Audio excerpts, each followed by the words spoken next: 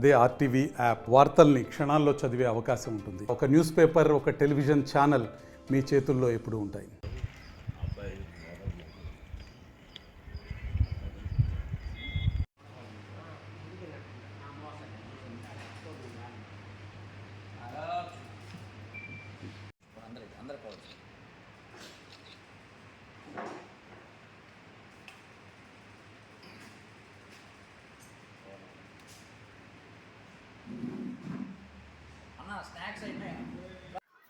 అందరికీ నమస్కారం.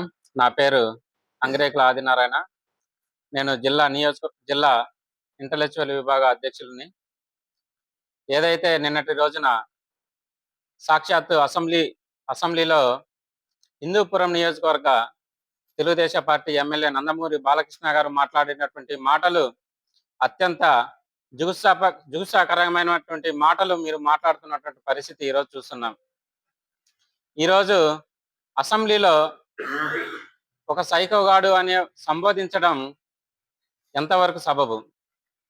అదేవిధంగా మీ తెలుగుదేశం ప్రభుత్వంలోనే సభలో లేనటువంటి వ్యక్తులను వారి గురించి మాట్లాడకూడదని ఒక చిన్న రూల్ పెట్టుకున్నటువంటి మీరు ఈరోజు మాట్లాడటము చాలా దౌర్భాగ్యమైనటువంటి పరిస్థితి. అదేవిధంగా మీరు చేతిలో ఒక మెంటల్ సర్టిఫికేట్ పెట్టుకొని ఏమి మాట్లాడినా ఏమి తిట్టినా కానీ ఈ రాష్ట్ర ప్రజలు చూస్తూ ఊరుకుంటున్నారని మీరు భ్రమలో ఉంటున్నారు నందమూరి బాలకృష్ణ గారు. అదేవిధంగా నిన్నటి రోజున అసెంబ్లీలో ఒక భవనాన్ని ప్రారంభోత్సవం చేయటం జరిగింది. మరి ఆ ప్రారంభోత్సవంలో మండల చైర్మన్ అన్నటువంటి ఒక దళిత చైర్మన్ని మీరు పిలవకుండా ఒక భవనాన్ని ప్రారంభోత్సవం చేస్తున్నారంటే ఎంత సిగ్గుమాలినటువంటి చర్యో, దళితులను ఏ విధంగా మీరు అవమానపరుస్తున్నారో ఒక్కసారి ఆలోచన చేసుకోవాలి. అంతేకాదు ఈరోజు అసెంబ్లీలో జరుగుతుంటే సుమారు 30 మంది కూడా ఆ యొక్క సభలో లేనటువంటి పరిస్థితి. ఎందుకు అసెంబ్లీలు పెట్టుకొని కాలక్షేపానికి పెట్టుకున్నటువంటి పరిస్థితి చూస్తున్నారు రాష్ట్ర ప్రజలు.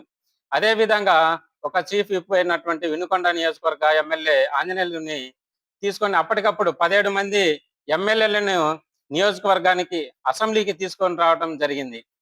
చూస్తూ ఉంటే అసలు అసెంబ్లీలో ప్రజల పక్షాన పోరాడతామా లేదా ప్రజల గొంతుగా వినిపిస్తారా అనేది ఒకసారి ఆలోచన చేసుకోవాలి. అదేవిధంగా ఈరోజు చూస్తుంటే సూపర్ హిట్ అయిపోయినాదని చెప్పేసి పెద్ద పెద్ద సభలు మీరు పెట్టుకోవటం చూస్తూ ఉన్నాం. ఎక్కడ మీరు సూపర్ హిట్ ఇచ్చారు? మహిళలకు ఇస్తానన్నటువంటి 1500 రూపాయలు మీరు ఇచ్చారా? అదేవిధంగా బీసీలకు, ఎస్సీలకు, ముస్లిం మైనార్టీలకు 50 సంవత్సరాలకే పింఛన్లు ఇస్తానన్నటువంటి మాటలు ఏమైపోయినాయి? మరి ఎక్కడ మీరు సంక్షేమ పథకాలు ఇచ్చారు? ఎక్కడ మీ యొక్క సూపర్ 6 హిట్ అయినది ఒకసారి ఆలోచన చేసుకోండి. మీకు ఒకటే విషయం చెప్పదలుచుకున్నాం. అసెంబ్లీ సాక్షిగా మీరు అన్నటువంటి మాటలు తక్షణమే స్పీకర్ గారు తొలగించాలి. అదేవిధంగా అదే అసెంబ్లీలో క్షమాపణ చెప్పాలి. లేని పక్షంలో ఈ రాష్ట్ర వ్యాప్తంగా అనేకమైనటువంటి ఉధృతంగా నిర్ణయాలు తీసుకొని ముట్టడి చేస్తామని చెప్పేసి తెలియజేస్తున్నాం. అందరికీ నమస్కారం. నా పేరు శ్రీకాంత్ రెడ్డి. నేను జిల్లా యువజన విభాగం అధ్యక్షుడిని. నిన్నటి రోజున అసెంబ్లీలో సినిమా యాక్టరు, హిందూపురం శాసనసభ్యులు నందమూరి బాలకృష్ణ గారు మన రాష్ట్ర మాజీ ముఖ్యమంత్రి వైఎస్ రాజశేఖర రెడ్డి గారి తనయులు ఆయనపై వ్యక్తిగత దూషణలు చేయటము చాలా బాధ కలిగించే విషయం అది. ఎందుకంటే సైకో అనే పదానికి బాలకృష్ణ గారికి అర్థం తెలుసో తెలియక మాట్లాడుతున్నైతే మాకైతే తెలియదు. సైకో అంటే ఫస్ట్ బాలకృష్ణ గారు గుర్తొస్తారు. ఎందుకంటే ఆయన చేసే ప్రవర్తన, ఆయన పక్కన ఎవరైనా అభిమానులు పోయి సేకండ్ ఇవ్వాలన్నా కలుసుకోవాలన్నా కానీ పెట్టని చెంపబెట్టి కొట్టే అర్థం బాగా తెలుసు ఆయనకు. ఎందుకంటే ప్రజల మీద దాడి చేయటము. అదేవిధంగా నీ గత చరిత్ర చూసుకుంటే ఒక ఎన్టీ రామారావు అనే పెద్ద ఆయన ప్రజల అభిమాన నాయకుడు, మాజీ ముఖ్యమంత్రి, ఆయన తనయులుగా నీకు గౌరవం ఉంది తప్ప నీ వ్యక్తిగత గౌరవం అనేది మీకు ఏం లేదని మేము చెప్పుకుంటా ఉన్నాం.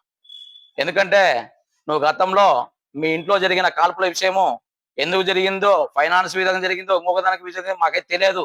కాల్పులు జరిగిన సందర్భంలో డాక్టర్ రాజశేఖర రెడ్డి గారు ముఖ్యమంత్రి ఉన్న సందర్భంలో నీ కుటుంబం అందరూ పోయి ఆ రోజున్న పరిస్థితులలో రాజశేఖర్ గారి కాడికి పోయి ఇది విషయం అని అందరు మీరు మొత్తుకుంటుంటే ఆయన సరే మంచి కుటుంబం పెద్ద కుటుంబం అనే ఆలోచనతోటి దాన్ని సేవ్ చేయటం జరిగింది. ఆ కాల్పుల్లో ఒక నేపాలీ ఎవరో మీ ఇంటి దగ్గర సెక్యూరిటీ గార్డ్ గాని చనిపోవడం జరిగింది. తర్వాత ఒక డాక్టర్ని పట్టుకున్నారు, ఒక మెంటల్ సర్టిఫికేట్ తెచ్చుకున్నారు. ఆ కార్యక్రమం కానీ జరిగింది. ఇప్పుడు సైకో అనేది జగన్మోహన్ రెడ్డి గారు ఎందుకంటున్నారు? మీరు అధికారంలో లేనప్పుడు జగన్మోహన్ రెడ్డి గారు మీరు ఒక దూతలాగా పంపిస్తే అఖండ సినిమాకి కానీ మీకు సాయం చేసినారు, అది గుర్తులేదు.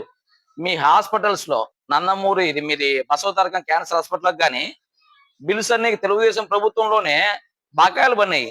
ఆ రోజు జగన్మోహన్ రెడ్డి గారు ముఖ్యమంత్రి అయిన తర్వాత ఆ బకాయిని క్లియర్ చేసినారు. అందుకని సైకో అనాలనా? మీ బావగారు 14 సంవత్సరాలు ముఖ్యమంత్రిగా ఉన్నాడు.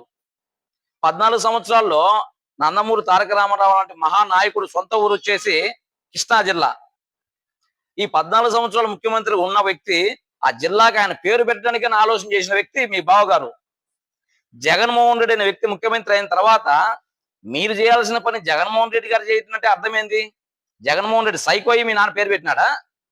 అదే విధంగా నువ్వు వేరే పార్టీలో ఉండి మీ అక్క వేరే పార్టీలో ఉంటే వాళ్ళ ఇంటి దగ్గర ప్రచారానికి పోయి తొడగొట్టి మీసం మెలేసిన వ్యక్తి నువ్వు. అంటే నీది గతం చెప్పుకుంటే చాలా దూరం పోతే బాలకృష్ణ గారు. మేము వైఎస్ఆర్ కాంగ్రెస్ పార్టీ నుంచి కానీ రాజశేఖర రెడ్డి కుటుంబం గురించి కానీ మేము తెలిసిన వ్యక్తులం. మేము 2006లో జడ్పీటీసీ ఉన్నాము. రాజశేఖర రెడ్డి గారితో మాకు కాస్త కూస్తో పరిచయాలు రోజు పోయి కలిసే పరిస్థితులు ఉన్నాయి మాకు. ఆ రోజు జగన్మోహన్ రెడ్డి గారు నీ కుటుంబానికి ఏం అన్యాయం చేసి నువ్వు సైకో అంటున్నావు? ఇదే సైకో విజన్ జగన్మోహన్ రెడ్డి గారు ఈ రోజు మీరు చేస్తున్న అరాచకాలు చూస్తుంటే ఆ రోజుగినా మీరు ఆయన ఒక ఆలోచన వేరే విధంగా చేస్తుంటే ఈ రాష్ట్రంలో పరిస్థితులు వేరే విధంగా ఉండేవి. మరిన్ని వీడియోస్ కోసం ఛానల్ ని సబ్స్క్రైబ్ చేయండి. లేటెస్ట్ అప్డేట్స్ కోసం వాట్సాప్ ఛానల్ ని ఫాలో అవ్వండి. అండ్ లింక్ డిస్క్రిప్షన్ లో ఉంది.